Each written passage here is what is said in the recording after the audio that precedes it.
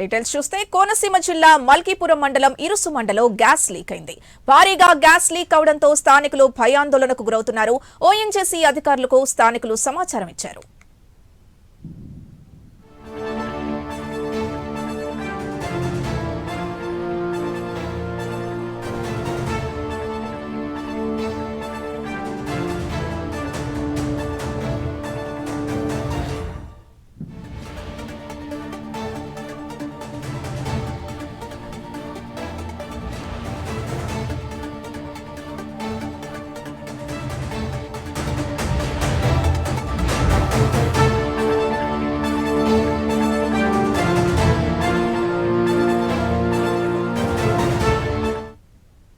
కోనసీమ జిల్లాలో gas leak కి సంబంధించి పూర్తి డీటెయిల్స్ మా కరెస్పాండెంట్ శ్రీరామూర్తి అందిస్తారు. శ్రీరామూర్తి,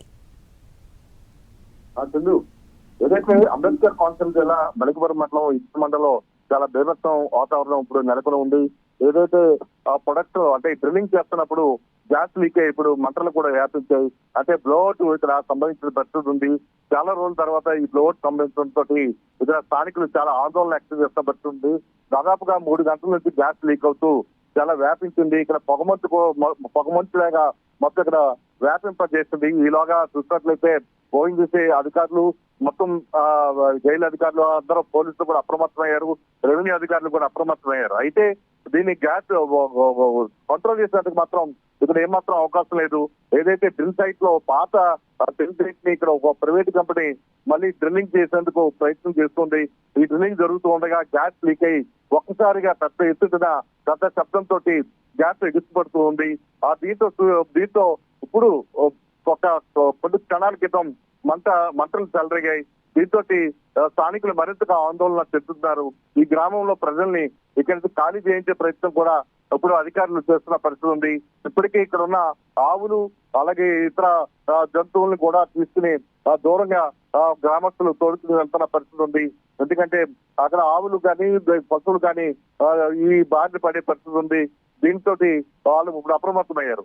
అయితే ఇక్కడ ఇసుమండ గ్రామం మొత్తం కొంచెం దూరంగానే ఇది ఉన్నప్పటికీ కూడా ఆ ఊరికి దగ్గరగా ఉండడంతో భయాందోళనకు గురవుతున్న పరిస్థితి ఉంది.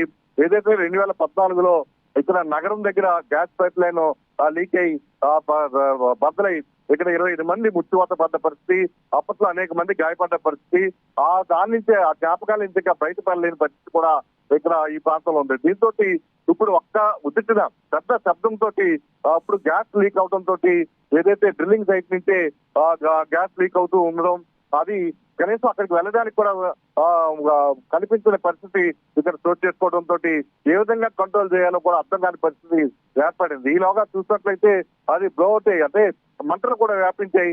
ఇప్పుడు మంటలు కూడా వ్యాపించడంతో ఏదైతే అధిక ఉష్ణోగ్రతతో భూగర్భం నుంచి బయటికి ఉబికి వస్తున్న గ్యాస్ ని కంట్రోల్ చేయాలంటే అందులో ఉన్న ఈ తీవ్రత తగ్గాలి. తగ్గిన తర్వాతే దీన్ని కంట్రోల్ చేయడానికి అవకాశం ఉంటుంది. దీంతో ఇప్పుడు నిపుణులందరూ కూడా అప్రమత్తం అవుతున్నారు. అయితే ఇది ఒక ప్రైవేట్ కంపెనీ డ్రిల్లింగ్ చేస్తూ ఉంది. ప్రైవేట్ కంపెనీ డ్రిల్లింగ్ చేస్తున్న నేపథ్యంలో ఇక్కడ ఉదయం మామూలుగా గ్యాస్ లీక్ అవుతూ మొదలయ్యి ఇప్పుడు చూసినట్లయితే పెద్ద విస్ఫోటనంగా మారిన పరిస్థితి ఉంది. అయితే ప్రస్తుతం వరకు ఎలాంటి ప్రాణ నష్టం లేదు. రిగ్గి మీద ఉన్న వారు కూడా అప్రమత్తమై మొత్తం సిబ్బంది అంతా కూడా బయటికి వచ్చేసారు. దాదాపుగా 1/2 కిలోమీటర్ పైపడి సిబ్బంది అంతా ఉన్నారు. అలాగే ఇప్పుడు సహాయక చర్యలు చేపట్టడానికి కూడా వచ్చిన వారు కూడా చాలా దూరంగా ఉండాల్సిన పరిస్థితి వచ్చింది.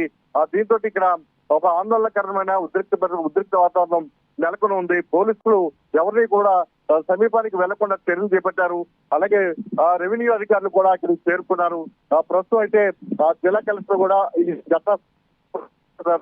ఈ రాహుల్ మీనా కూడా ఈ ఘటనా స్థలానికి చేరుకుంటారు. ఓఎన్జీసీ సంబంధించి ఒక రాజమండ్రి నుంచి కూడా ఓఎన్జీసీ నిపుణులు కూడా ఈ ఘటనా స్థలానికి బయలుదేరారు.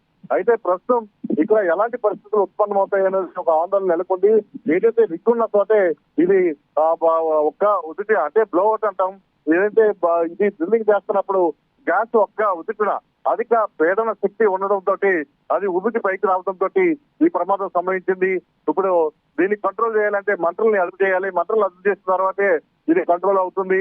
ఇప్పుడు ఉన్న పరిస్థితుల్లో చాలా తీవ్రమైన పరిణామంగా దీన్ని భావిస్తున్నారు. పెద్ద ప్రమాదంగానే దీన్ని భావిస్తున్నారు. దీన్ని ఏ విధంగా కంట్రోల్ చేయాలనేది భూగర్భంలో ఉన్న ఏదైతే బావిలో ఏ మేరకు నిల్వలు ఉన్నాయి, గ్యాస్ సహజవాయువు ఏ మేరకు ఉంది, దాని నుంచి ఏ ప్రేరణ శక్తితో గ్యాస్ పైకి వస్తుంది ఇవన్నీ అంచనాలు వేస్తే తప్ప దీన్ని కంట్రోల్ చేయలేరు. పైప్ లైన్ అయితే మాత్రం ఏదో 2 సంవత్సరాలు అటు ఇటు దానికి కంట్రోల్ రూమ్లు ఉంటాయి, దాన్ని చేస్తే 1 గంటలో కంట్రోల్ చేసే అవకాశం ఉండేది.